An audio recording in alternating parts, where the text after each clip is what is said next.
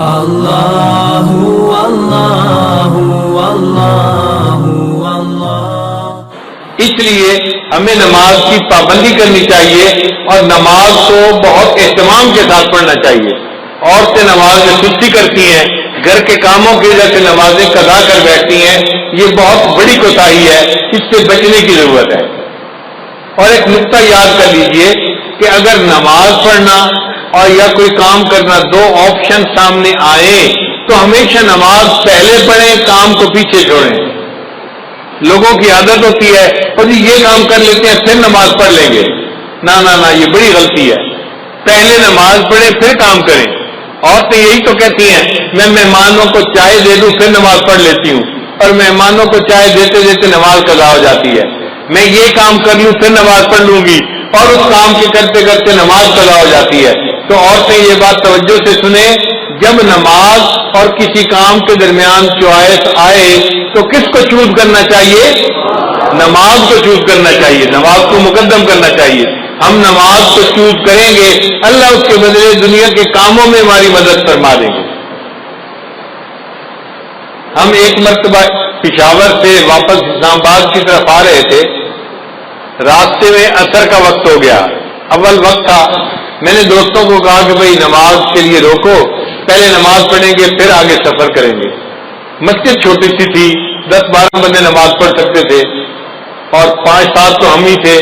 ہم نے نماز پڑھنی شروع کی، اتنے میں ایک اور گاڑی والے آ کے رکے، 4-5 بندے تھے، سب داڑھی والے، ایسے لگتا تھا جیسے جماعت میں جانے والے بندے ہوں۔ ان میں سے 2 بندے گاڑی میں سے نیچے اتر آئے کہ نماز پڑھ لیتے ہیں۔ ایک نے کہا یار چھوٹی سی مسجد ہے، تنگی ہوگی، آگے کوئی 50 میل کے فاصلے سے ایک بڑی مسجد ہے، وہاں جا کے نماز پڑھیں گے۔ تو اس کے کہنے سے جو مسجد میں آئے تھے وہ بھی واپس چلے گئے اور وہ گاڑی والے چلے گئے۔ ہم نے نماز پڑھی، نماز پڑھ کے ہم اسلام آباد کی طرف روانہ ہوئے۔ ہم 5 کلومیٹر آگے آئے تو ہمیں پتہ چلا کہ وہ جو کار میں چند لوگ بیٹھے ہوئے تھے ان کی گاڑی کا ایکسیڈنٹ ہوا تھا، کار بالکل تباہ ہو گئی تھی، اور کھڑے وہاں لوگوں نے بتایا کہ اس میں سے 2 بندے فوت ہو گئے تھے۔ اب بتائیں کہ ان لوگوں نے وقت کی نماز ادا نہیں کی تھی۔ اگر چھوٹی مسجد میں نماز پڑھ لیتے اور پھر موت آتی تو وقت کی نماز ادا کر کے موت آتی، اب ان کو نماز پڑھے بغیر موت آ گئی۔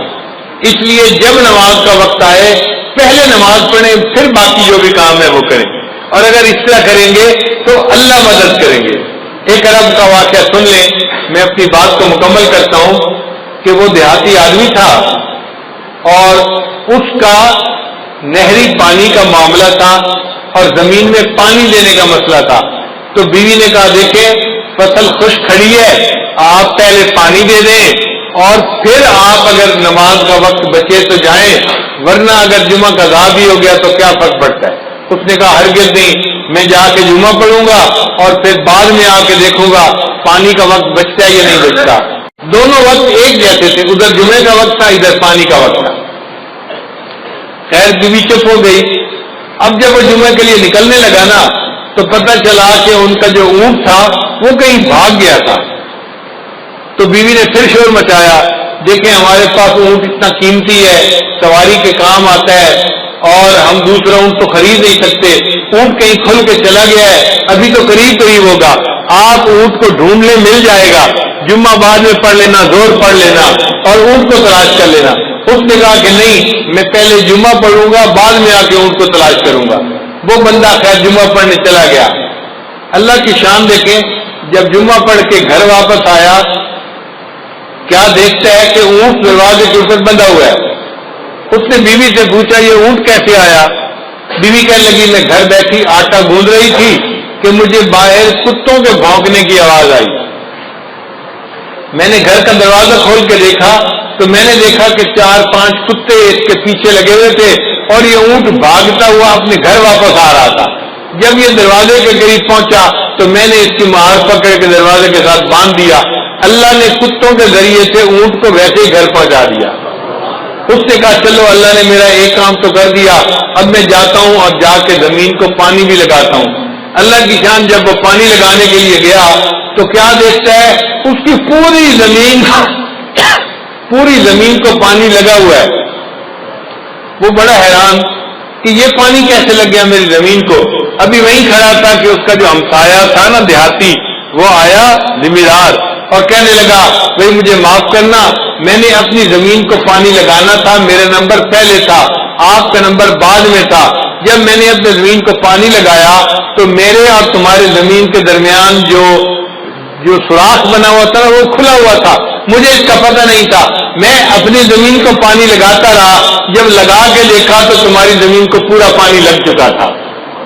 اللہ نے جمعہ کی نماز پڑھنے کے بدلے اس کی زمین کو پانی بھی لگوا دیا اور اس کے اونٹ کو بھی واپس گھر پہنچا دیا. ہم اگر نماز پڑھیں گے اللہ تعالیٰ ہمارے کاموں کو سنواریں گے اور ہماری سرپرستی فرمائیں گے. اس لیے نماز کو اہمیت دینی چاہیے اور ہرگز قضا نہیں کرنی چاہیے.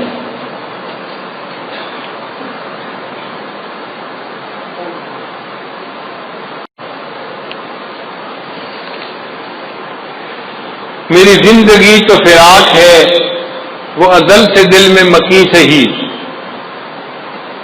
اللہ تعالیٰ ازل سے ہے دل میں، مگر دنیا میں ہے تو فراق نا.